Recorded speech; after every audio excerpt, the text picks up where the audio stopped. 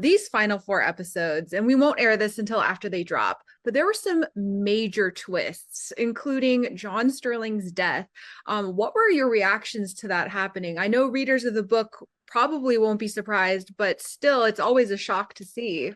Yeah, I know. I mean, obviously, we knew about it very early on, but again, it's still such a sad moment, and we've never had a moment like this on the show. So yeah, it was emotional, but it was quite nice to sort of do it and film it when we did it together, because I didn't feel the weight of it sort of like crush me, and we weren't sort of moping on set. It was a celebration almost in a way, which is quite nice. Yes. And what are you hoping that happens with Francesca and Michaela? Because things left off on a bit of a cliffhanger with Michaela making the exit. Yeah. I mean, I hope that they can reconcile at some point. I think they definitely need a conversation. I think they need to make a lot of space for each other's grief and identify that they are going about that process quite differently. Yeah, I hope Michaela comes back to apologize for sure. Me too. Yeah. We're definitely hoping to see more of what happens with both of those characters. I know a lot of fans of the book are excited about what could potentially be for those two characters. I also wanted to ask, one of the major themes with these last four episodes is these characters overcoming grief and finding some happiness in remembering a lost loved one. What was that like for all of you to explore with your characters? It was great. I mean, yeah, I think it's a different way of grieving, really. Maybe a non-conventional one is to rather celebrate the person's life, and I think that I think Michaela, I'm really proud of her for convincing the Bridgertons to do that, and really coming to Francesca, because obviously this is a husband that she lost, and really extending that olive branch of like, yeah, this is how we do things in Scotland. Maybe you guys would be open to doing this. I think it'd be really cathartic for everyone. So I think it's great. Yeah. And Hannah, the Bridgerton family, they had a little bit of a reunion with Kate and Anthony in part two. How does it feel to have the family mostly back together? It's so nice. Those are always my favorite scenes, when we get the family together, even in some sad situations. It's just the best. It's absolute carnage on the days that we're all together, and I do feel for our crew. But it's incredible. I still look at everybody. I'm like, I can't believe I know you all, and they are like family to me. So it's always nice to have returning casts as well. They're very exciting days, definitely. Yeah. Who all are you hoping to see find love next season? My God, I mean, we're very excited, and hopefully we'll get the opportunity to tell our story. But I am equally excited about Eloise's story as well, and think that she'd be absolutely incredible. Yeah. And same with like the kids that we can't call kids anymore. Yeah. I'm excited to see all of the stories play out. So hopefully we get the opportunity to do them all. Yeah. Definitely. And one thing that fans love are obviously the covers of all of the songs that play on the show. Did all three of you have a favorite cover this season? I love DJ Got Us Falling in Love Tonight. I think that's so cover. Good. I've listened to that a lot. Yeah, very good. Yeah, that's my favorite. Did someone offer that? Did someone suggest it? Or they just... I don't know. That's a good song. Really good song. That is a good song. Really good cover. It's always so fun. Also, another fun thing, the costumes. They always are like so amazing. Did any of you get to keep the costumes, or did you have a favorite costume that each of you wore this season? I wish I could keep the costumes. Wow. I have a dressing gown that I'm very excited about and I talk about at all times. It's such a good, it's so beautiful bit of material. What about you? Anything you'd want to keep? Who said I haven't? Oh. I might have a back coat. No, I'm playing. I mean, there's a waistcoat that I wear, and I was like, I could take that. I could. And I did. And I did. What about you? There's a ring that Michaela wears that I would really love if they could give it to me. I know. Yeah. Yeah. All the costumes are amazing. I love seeing them each season. I also wanted to ask Victor, what was it like closing the chapter for you this season with John Sterling? What was that like? I feel like it must have been emotional. Yeah. It's weird because I'm still kind of sort of sort of decompressing from it. So yeah, I don't know. It's been an amazing experience, and I've loved it. And you know, I'm going to miss everyone. I'm going to miss, you know, the people that I got to share the screen with. These guys who were amazing scene partners who helped me grow as an actor. And so it's emotional, but again, it's part of the story, and we're storytellers, and it's a great story to tell. So yeah.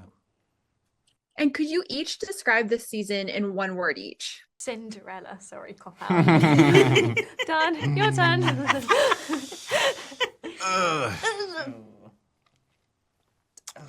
Come on, One of you like unmask. Unmask. I just thought of that. Unmask. That's a good one. And revelations. Yeah. Revealing. Those are all good. And then last question. Obviously, one of the main things that happened this season is Benedict finding his love story with Sophie. What was it like for all of you to see that unfold? I feel like it's been like such a magical thing to watch. Finally. So like it was like, beautiful. finally, it happened. Luke and Yerin have been incredible from day one, leading the whole show. And Yeah. it's been so lovely to like watch them just take this by the reins, and they've done such an incredible job.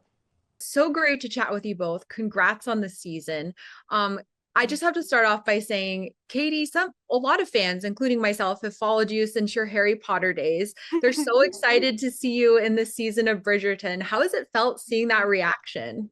Yeah, I mean, it's fab. I feel like I'm a reminder to how old people are getting. Yeah, I've seen so much of that. People are like, God. Guys, Yeah. we're old. Yeah. Cho Chang is a mom. Yeah, I know. So, no, it's really kind of, it's been, yeah, I've just kind of felt really giddy, just like reading all the comments and seeing all the feedback. And I think, you know, when I was first cast, people were a bit skeptical about whether I was old enough to play a mom of two teenage daughters. But I think, you know, if anything, like, you know, I'm 38.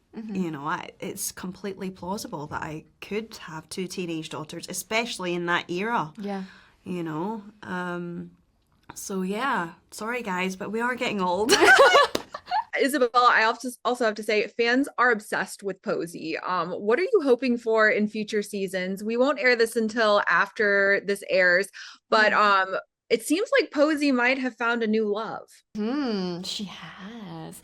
And yeah, I'm super happy for her. I hope, you know, if we get to see more Posey, that we get to see her happy and, you know, no longer under the restraints of anyone but herself, you know, and that she no longer needs to reel anything back, but she can just be herself and be unapologetically herself.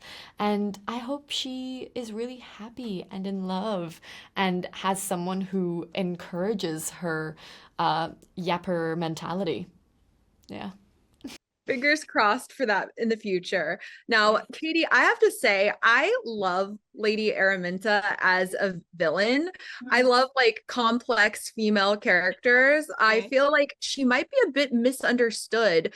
What do you think was your favorite thing about playing her?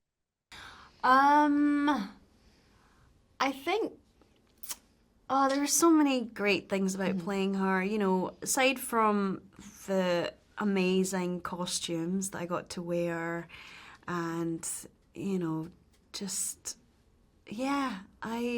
she's just so formidable. You know, she is scary. She's kind of like she's just very dominant. You know, she doesn't let anything get in the way of her goals, and she has very strict boundaries. And I feel like I'm kind of the opposite. No I'm a bit like, boundaries. no boundaries, you know. So, you know, she's kind of inspiring in many ways. Yeah. But also, you know, I did, you know, trying to find the humanity in her, because she is a very layered character, and she comes from, you know, her decisions come from trauma, which we get to see on screen, and that meant a lot to me as an actor, being able to kind of explore those different kind of dimensions, and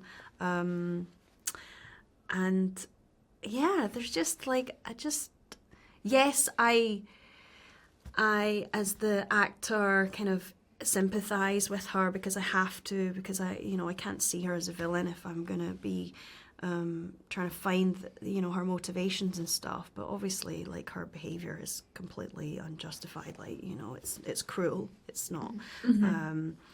But also, she's a mother who loves her children, and I have a child of my own, and I know what it's like when you just want to, give everything you possibly can to someone that you love. And that's what she's trying to do, but she's just going about it in a roundabout way. Yeah. Yeah.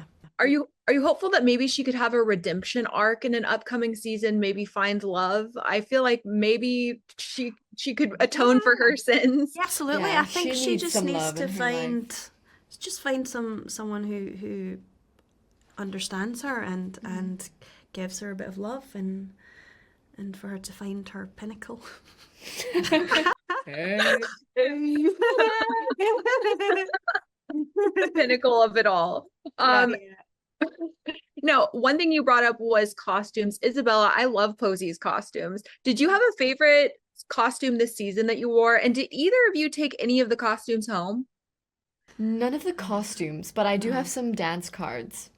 I do have a favorite costume. It is actually the costume that Posey goes to look for Sophie in. The that really nice kind of turquoisey blue dress. I think also what it represented for her at the time was that, she was growing into more of herself and she was trying some different colors instead of the kind of pale pink that she usually wears. And I loved that change, what it represented, and I just thought it was really beautiful. I love that. Now, obviously, this season is centered on Benedict and Sophie's love story. What was it like to see how that wrapped up for them in a truly Cinderella way? Oh, so satisfying. So satisfying. Yeah. And yeah, I love how all of it unfolded. I think that final kind of head to head in the final ball was just really beautiful, and they, the idea that Sophie doesn't have to hide anymore and she can be who she is meant to be, and no one's ashamed to be seen with her. She doesn't need to be ashamed of herself. That feeling of freedom is just something that's so palpable and beautiful. And it's almost like I felt like she'd kind of grown up in that moment because, up until that point, whenever her and Araminta were together in the same space, they would have a spat and they would argue. And in this moment, she just kind of she's the bigger person. She knew. She knew it. And she just kind of responds in a really generous, open, kind way. And I think that's when Araminta's like, oh, got me. Yeah.